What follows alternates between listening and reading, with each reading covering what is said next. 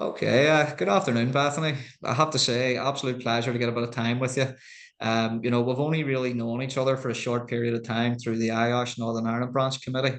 And I must admit, in the few times that we've been lucky enough to be sitting face to face and having a conversation, I've always been massively impressed with the strength of character and your knowledge and just the way you carry yourself. I think you're a real bright spark in the health and safety world in Northern Ireland, and I'm just interested to know more. So thank you for your time. Yes, no problem.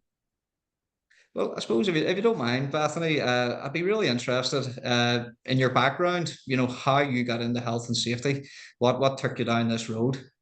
Yes, so actually I definitely didn't. Well, I think it happens with most people is that most people tend to fall into health and safety. It's not really something that people go out into the world thinking I really want to do health and safety. There's usually some kind of reason why people end up going down that path.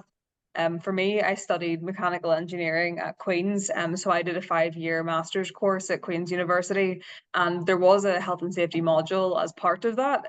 But generally, I found it extremely boring, and the lecturer was not very engaging.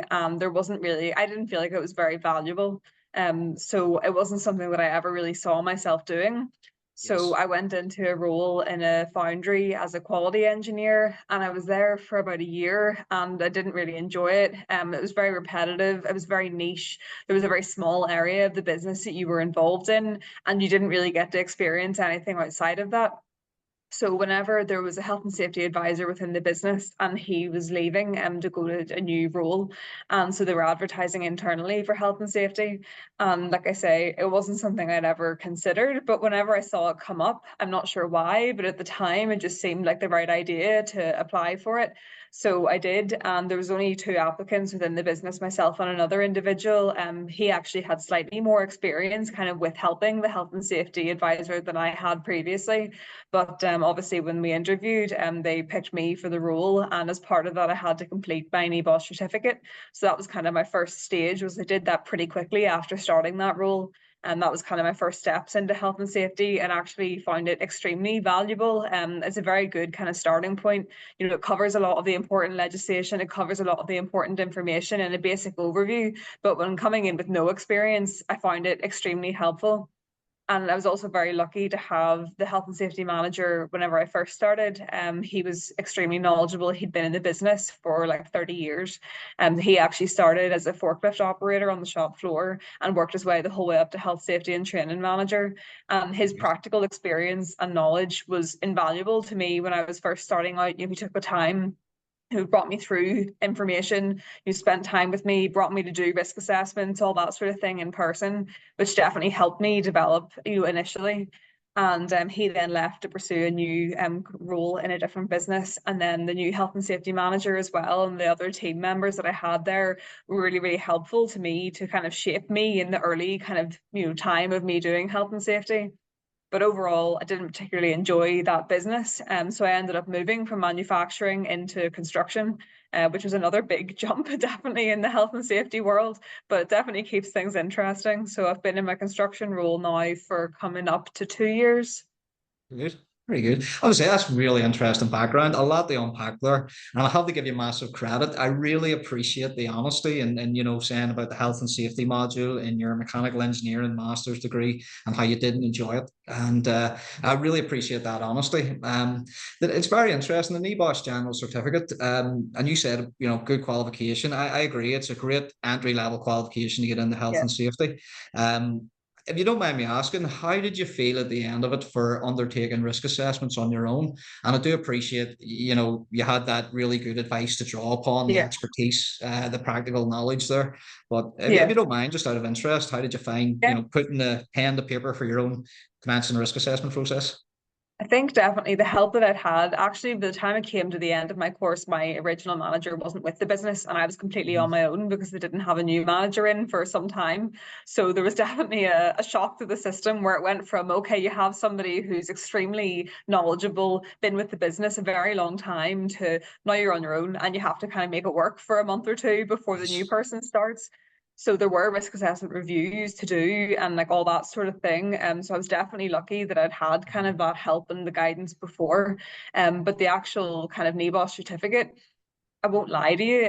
The original, like the initial part of it, where they're doing the teaching, the modules, I felt that the instructor that I had was very good. He had a lot of experience. There was a lot to learn. But the risk Yes. assessment part was definitely misleading. It was not taken particularly well. I feel like we were kind of fed kind of misinformation, because actually a lot of the people on my course failed the risk assessment. I think I was Yes. maybe one of only two out of about 15 that passed it. So, obviously I had other help, which helped me Mhm. in that. But actually the content from the certificate obviously wasn't sufficient for most people on my course. Very interesting, Bethany. And I must admit that your answer there kind of sums up some of my own thoughts around the NEBOSH General Certificate. Look, I think it's a great qualification. It's fantastic. When you get into NG2 and the risk assessment element, what I find about it is it's very prescribed, i.e., you have to do it in a very certain way to meet the Yeah, standard. And I feel that yeah, to get through that NG2, individuals are maybe not always retaining and learning the information necessary to actually go yeah, and put it in practice themselves. And that's no disrespect to NEBOSH or the professionals. I actually just fully appreciate what you're saying too. Is it does take time, doesn't it? The NEBOSH yeah, General is a great entry level qualification, and really when we get out in the ground and start to put it in practice and through that experience, that's when we start to actually develop yeah, ability. definitely. I mean, anecdotally, and it is interesting, but um, quite it happens. It comes up quite a bit. It surprises me every now and again how many individuals, come through the NEBOSH General, but do still struggle with risk assessing. So again, look, no criticism of NEBOSH, no criticism of individuals. I guess it's just one of these areas we always have to continue to develop and Yeah. maintain. I think in the certificate too, there is a bit of a kind of emphasis on the wrong points. It's very much like you have to fill out this specific paperwork in a certain way. Yes, There's a lot of focus on don't leave any boxes blank, make sure you have this, make sure you have that. And in the real world, that's not really how it goes. But like you say, it's definitely one of those areas that comes through experience. It's not something yes. that you can just get from you having a presentation or talking to somebody about it until you've really seen it done in a practical way. It can be hard to grasp. That's right. No, that's brilliant. But I would imagine with your background, mechanical engineering, wow, that must really have give you a really good leg up with risk assessing in general. Yes, Understanding definitely the why. helpful. Brilliant. Yeah, No, I have whenever to say, anybody has kind of questions, or if they're not, whenever I'm looking through a risk assessment, I would find oftentimes, both in my current business and in my previous, that I'd be looking through risk assessments and thinking, why is that there? Or, why is this yes, not here? Or, that's kind of a strange thing to have. But people obviously just leave things because they assume it's there for a reason. And I think it is also important when you're doing that sort of assessment that you're looking at every part of it and making sure that it is relevant instead of just assuming that because it's there, I must have to keep it there. yes, or copy paste controls that maybe aren't actually in practice and people don't Yeah, actually know about them. Oh, it says this in the risk assessment. Is it actually happening? No. Okay, then why are we saying that if we're not actually doing it? yeah, Very interesting. I mean, one of the things, sorry, going down the rabbit hole with risk assessments, one of the challenges that I've had with risk assessing is my own expectations or my own standards. And what I mean by that is, at times I'm looking at the individuals, the workers that are carrying out the work, and the risk assessment that I have put down on paper. Uh, there's a certain scenario I'm thinking of where I was going through a full rebuild and review of risk assessments and the templates and the methodology of communicating the hazards and the risk assessments. But what I found was, hold on a second here, is this actually still aimed at my target audience? Have I now taken this to a level where the workers are yeah, now no longer able to follow it easily? So, for example, I ended up with this one particular company, I ended up then simplifying the risk assessment process and really around the quantification of risk. yeah, Um, to make it understandable for the individuals that's carrying out the work. yeah. If that makes sense, Bethany. Yeah, the consultation is definitely a key part of the risk assessment process too. Like it's really important that when you're doing that, you do actually go spend time with the people that do that task, that operate that Yes. machine, whatever it is, because they do it a lot more than you. They're going to have a much better understanding of whether the controls that are in there are used, whether they're Yes. reasonable, and whether there's anything missing, or if they think there's anything you could add that would be beneficial.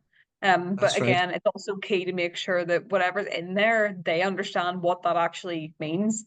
Yes, very good, very good. And I have to say, the other thing that I've noticed over the years is, generally speaking, And from what I find is workers do actually enjoy being consulted on the risk assessment process. They Yeah, do I actually would get a agree. bit of Yeah. interest, you know.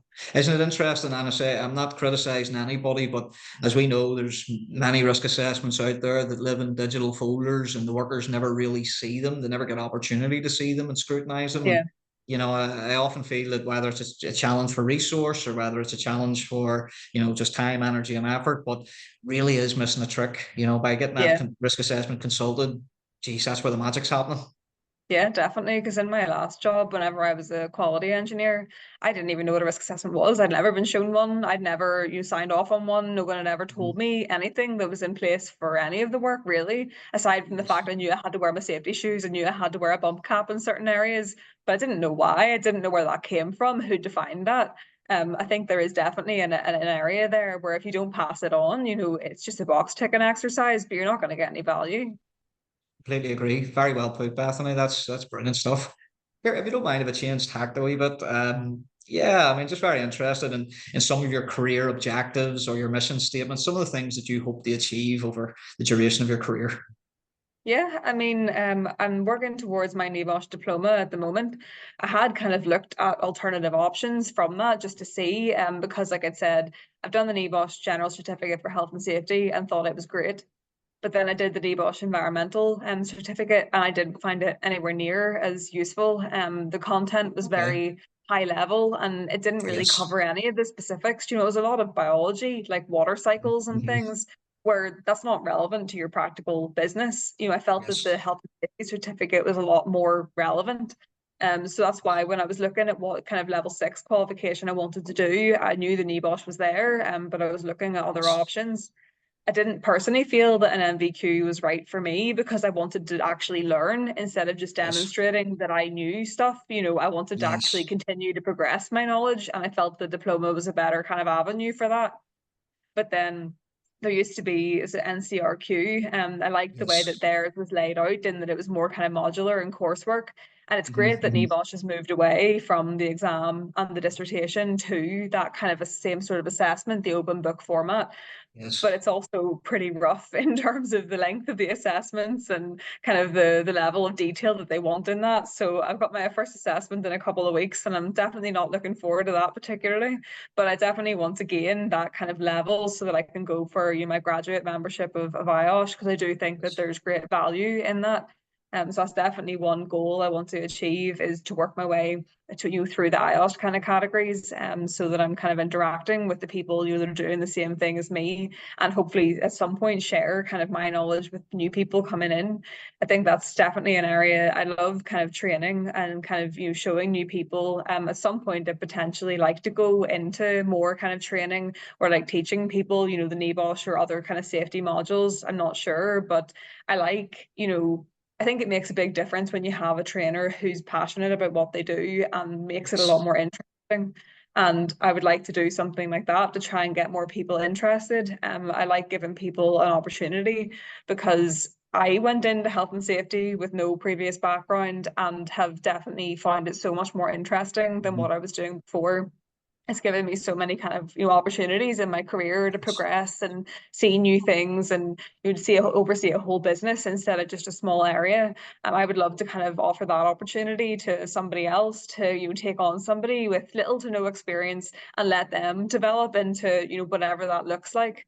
So that's definitely another thing that I'm passionate about and would like to be able to offer through my career. Although I don't see myself staying kind of long term in construction. Yes. Definitely like the manufacturing environment because people know you, they'll come to you, they'll talk to Yes. you because you're regular and they're always the same people there. Whereas in construction, in our workshop, it's the same. But when you're on Mhm. site, people look at you and they're like, oh, she's back again. They don't want to see you, they don't want to talk to you, they try and, hide things from you.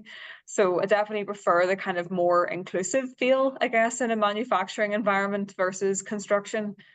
So I think at some point in my career, I'm likely to move back to kind of a more manufacturing or I don't know, something along that sort of lines, potentially kind of looking at training. But yeah, that's kind of my main kind of goals, I suppose, for everything that I'm doing. And I think everybody's goal, if they're in health and safety in any sort of capacity, should be is the basic one of the moral reason why, we do everything, that everyone has a right to come and leave in the same condition, not hurt, not injured, not having any Yes. illnesses or whatever that may be.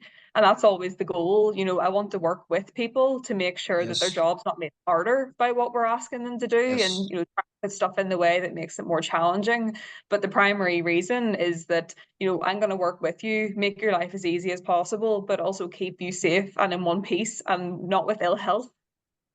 Wow, that's a brilliant answer. There's so much I could just dig into there. I mean, I suppose the first thing I have to go back on is the qualification. I really appreciate the way that you had assessed each qualification and each avenue to progress towards your level six qualification. I thought that was very well done, and I fully understand and agree and appreciate your logic behind, not doing the MVQ in the sense that you wanted actually more learning. But Yeah. that's perfect sense. That's brilliant. What was the other thing there that came up that was very valuable? Uh, yes, about wanting to work with people. Like that's another very interesting point as well. I still hear the odd story. Like I heard one last week, and I can't repeat it, about a health and safety person on a site, and the sort of names that they were using about this health and safety person. Um, it gave me the impression that maybe this individual maybe isn't really working with people. You know what I Yeah, mean? I think it definitely, I think is a huge benefit to, I can't see myself ever becoming a consultant because I enjoy being a part of a business too much. I don't like kind of looking at it from the outside. And Yes. if you're, a lot of consultants will have a lot of different clients and they don't really get to spend enough time with each of those businesses. So the people Yes. see you coming in, you tell them what to do and you leave. No one is going to get value from that. You're not going to see the business improving from that. And also, everyone's just going to dislike you essentially because they're like, well, she's not here, what does she know? She's not here on a daily basis to see what we actually have to go through. I think that is definitely, for me, I prefer the kind of the atmosphere of being like part of the business, and then getting to know as many people as you can, and then over time I think it's the culture is a huge part of it. Whenever I started here, there was a consultant in, one day a week, kind of that was kind of as regular as it would be, and their approach was very different to mine. And I definitely feel that it's taken some time for people to get to know me and know how I Yes. like to do things. But once they get to know you, people are a lot more, accommodating once they know that I'm here to help you. I want your opinion. I want you to come to me and we'll work together to come up with a solution. I'm not just going to tell you what to do for the sake of it. Very, very interesting. I must admit, I'm struggling to keep up with it, Bethany. Brilliant. I could nearly talk to you for hours, honestly. I just love so much of what you're saying. It's just so mature and so wise beyond your years, you know. You think you were in health and safety for 30 years the way you're talking. Very interesting. I mean, let me think, going back to, yeah, looking to move out of construction and going into a more manufacturing environment, that point, that piece. Yes, look, I can see your logic behind that. I mean, I do find that when the same guys and girls see you every day, you do build that relationship, that rapport. It does Yeah. take time to get that culture. Um, the construction piece is also interesting, uh, in the sense that what I find is I actually really enjoy going out on the building site, and I actually love a random just turning up on the building site, Yeah. just turning up with a white hat on and the high vis and getting in and around the place. And I must admit, if I'm honest, I actually prefer to leave the clipboard in the car or even the digital system in the app. Don't get me wrong, we do have to do these, documented inspections. But really, I find that you do nearly get more value when you don't have that with you, when you're actually just going out and having a conversation with the guys and girls Yeah. out there and seeing what way they're working. I mean, I remember one of the things that one of my old mentors had said to me, and it really stayed with me. I think it is so important. It's such an important thing. The ability to be able to go out and walk around a site and to walk past some of the small, low hanging fruit. You've seen it, you've registered it. I haven't forgotten about it. I've seen it. I see that trip hazard there. But I'm not going to jump on it right away, because what I'm actually doing is I'm walking and I'm talking and I'm looking for the big things. I'm looking for the big ticket items where I'm really going to reach the guys and girls. Yeah. If I start talking to the guys and girls about, say, a minor trip hazard that's, on the ground, but all the while we've got an unguarded excavation that's 12 foot deep, they're looking at me thinking, are you wise in the head? You're looking Yeah. at this, but what about that over there? So, no, very interesting, very interesting. But I fully see your logic behind that too. Construction can be It's challenging. also, yeah, I think it's also challenging as a woman on site in construction, because there's definitely, people think it's acceptable for me to show up on site because I'm health and safety, but they don't have the same kind of view as other women. Like, for example, a female site manager, you definitely get a lot more pushback from that. But even for me, it does take more time for people to accept that you're there to help and not just to tell them off, which is what a lot of people just expect from health and safety. But yeah, I definitely think it's, to me, more valuable whenever I get to spend more time with the same people instead of whenever you're on site. Our businesses use a lot of subcontractors, which means it's always different people. And it's hard then to kind of create that culture whenever it's not the same people. Yes, yes, no, I completely understand that. And I have to say the pushback thing, oh geez, we all get it. I have to say, as a male, I can't attest for the female side of it. I do hear many females say the same and perceive the same. As a male, I can only just say that keep pushing. You'll break them Yeah. walls down eventually. But if it makes you feel any better, I think we all do get a certain degree of Everybody resistance. gets it, We yeah. all get it. But the other thing, what was it that said there about it was a very important point. It was a very important point. How do I vocalize this correctly? The point that we're not there to tell them off. We're there to get them home safe or to assist and support that they can get home safe. Yeah, It's very interesting because every now and again I speak to a health and safety person who will tell a story about the time when they prevented a claim against the company. And they're nearly telling it with a pat in the back, like, I stopped that guy getting a claim. I had all the boxes ticked and they didn't get a yeah, claim. And that could not be further from modus operandi for myself and many other professionals. It's not about preventing claims. At the end of the day, insurance is there for that very reason. It's not yeah, about that. It's what you said, Bethany, about 10 minutes ago. It's about preventing the accidents in the first place. We yeah, don't want somebody getting hurt out there. The moral implications of one of these serious or fatal accidents is devastating. That's what we're yeah, looking at. As far as the claim and the compensation that may come if somebody gets injured, well, that's what the insurance is for. And if there is contributing negligence, yes, that will all be looked at and taken into consideration. But yeah, I agree with completely what you say. Really, we're trying to prevent accidents. yeah. That's why it's so frustrating sometimes when you show up and people, there's drilling, there's hammering, there's all sorts of loud noise, and not a single person has hearing protection. And you're like, I have mine in. It's not going to affect me. It is going to affect you. I'm only telling you because I don't want you to go deaf. There's no other reason behind it. It's not that Yes, I have some ulterior motive. I'm not getting paid for you to wear your hearing protection. I'm trying to benefit you and your quality of life. Or the that's same right. thing, if someone does something stupid and they do have an accident, and then you show up on site 2 weeks later and they do the same thing. Have you really learned nothing? Again, it's only you that's going to hurt yourself. I'm not going to hurt myself. I'm not here all the time. I'm putting these measures in place so that you don't do this again or nobody else does it. And that's the frustrating bit whenever people just go, but I'll do whatever I like. I've been doing this much longer than you have. Yes, yes, that famous line. Oh, I've been doing it this way for years. It hasn't come and bite me yet. Now, very interesting hearing protection one. I don't know if I did say to you, Bethany, but recently this year I have been diagnosed with a bit of hearing loss. Okay. Now, my wife's telling me it's quite bad. I don't think it's that bad yet. I'm okay yet, but she's telling me at home, oh, she can hear the TV the whole way around the house, and I don't have the heart to tell her. It's mostly selective listening, but that's another story. Um, but jokes aside, the hearing protection piece, yeah, you're right. That's a tricky one too because as I say, I was one of these guys that was out there operating machinery and maybe should have been wearing hearing protection, and now I'm suffering the consequences of it. So I guess all I could say with that one is keep fighting a good fight, Bethany. I You have to do try and get reach these people. you do get sometimes when people, when you talk to them and you're saying, the hearing protection's here, can I give you some? And they're like, oh yeah, yeah, and they start telling you, other stories about this and that. And well, in my experience, it's the older people who are more accepting in general because they're Yes, like, actually, I have noticed this or I have seen that, and I think this would have benefited me, and they're more willing. Whereas the young guys are like, oh, I haven't seen that, I've not noticed it, and they're a lot less likely. But it just depends because sometimes, again, you get someone younger who is more, willing to listen to you, and sometimes you get yes. someone older who doesn't want to hear it at all. It just depends on the person. But yeah, it's definitely, it literally makes no difference to me, to my well-being, if you wear your hearing protection. It's only helping you, but they don't want to. have to say that was another really great point about, every individual is so different. I mean, I often think to myself, how much of an understanding of human psychology do you have to develop to actually be able to reach and influence different individuals out in the workplace? And I Absolutely, yeah. completely agree.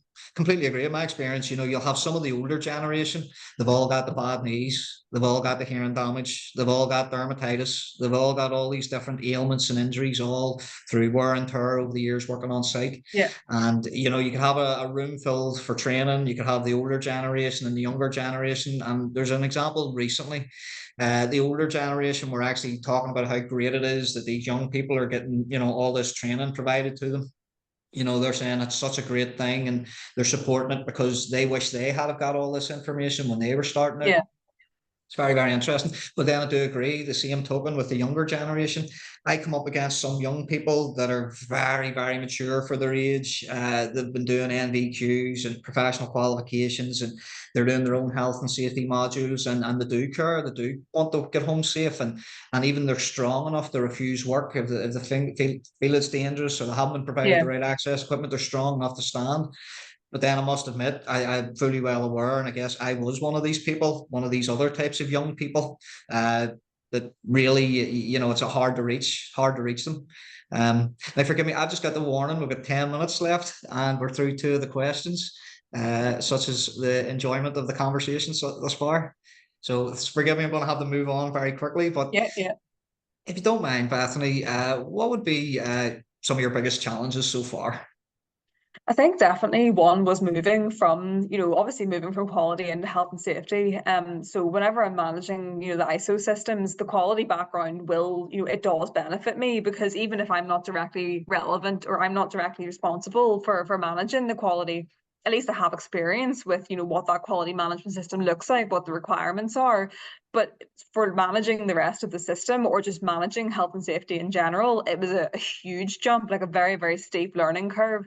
And I think that the business that I originally, started in health and safety, while I didn't particularly enjoy working there, they had literally any sort of hazard under the sun that you could possibly think of. So it was certainly a baptism of fire. I saw everything I could possibly see, in terms of good practice, bad practice, every single type of hazard you could think of. So it Yes. was very, very beneficial for me to be there, for that time, to see all of that. And also because I'd spent, a year already working in that business, I had an Mhm. understanding of the people, of the processes, of the machinery that was there. So it helped Yes. me whenever I went into it. And I was like, well, I already know how this works. So I can now look at it from a different kind of standpoint.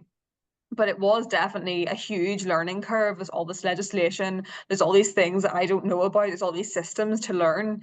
And then whenever I moved to my new company, again, it was okay, now I have to completely rework this system that's here to make it work for me. I have to learn what the business has been doing. I have to learn what I need to do that we haven't been doing, as well as trying to learn all the new construction legislation that I didn't have to know before. So definitely it's the content, it's the legal side of things, and just the sheer volume of that's definitely the biggest challenge. And that's an ongoing challenge. There's always something new to learn. There's always something that you don't know. And the problem is that you don't know what you don't know. So if something comes up and someone says to you, like the director of our business would come to me and say, asking about something specific, and I'll have to say to him, look, I'm not sure. Give me some time. I'll come back to you tomorrow once I've researched it. But there's also great value in knowing where to go to look it up, and Yes. where to find that information. So yeah, definitely the biggest challenge is always going to be making sure that you maintain your compliance, that you know what you're doing, but also being willing to say when you don't know. Yes, brilliant. That's brilliant, Bethany. You're so true.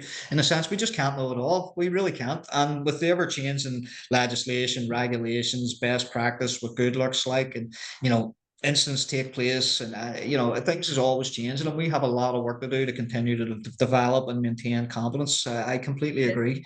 I'm just worried of time, and as much as I'd love to digress down some of these rabbit holes, I guess I'll just go straight into the next one. But is there any advice, or is there anything that you would say to somebody starting out? Is there anything off your experience that you would like to relay to somebody else coming into the profession? Yeah.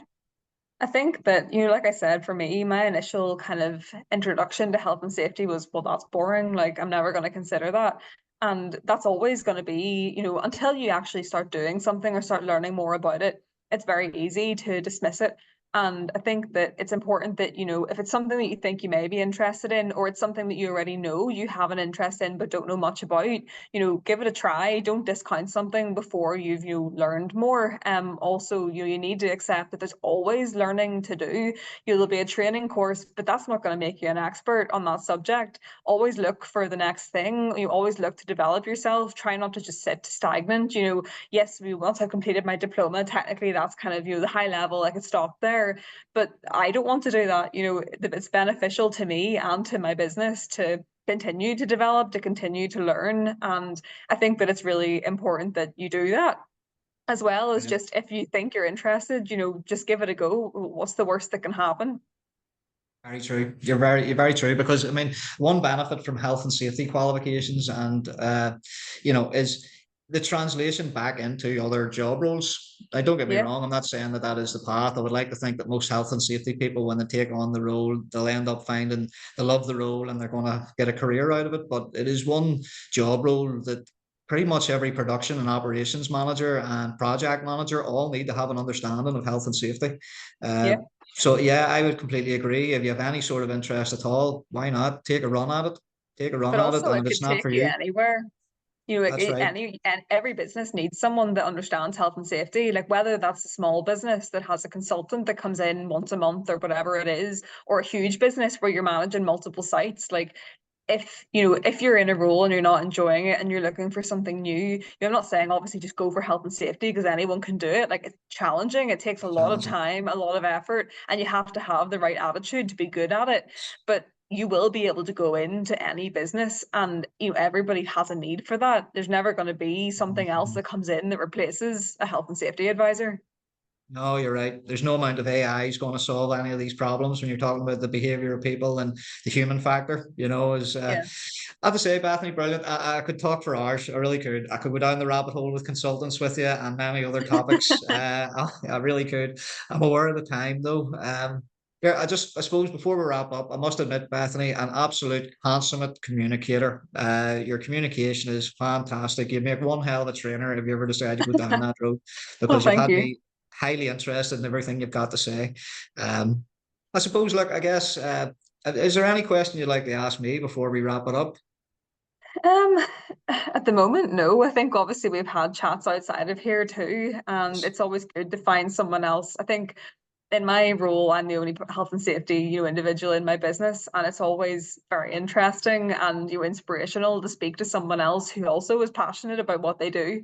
And I always enjoy that opportunity. So I appreciate you, asking me to talk today, and getting to talk to you as well about your experience gets you pretty motivated to go back and keep doing it. Definitely. Look, thank you very much, Bethany. I really appreciate that. An absolute star. And here, I look forward to a conversation in the future. Go Yes. forward.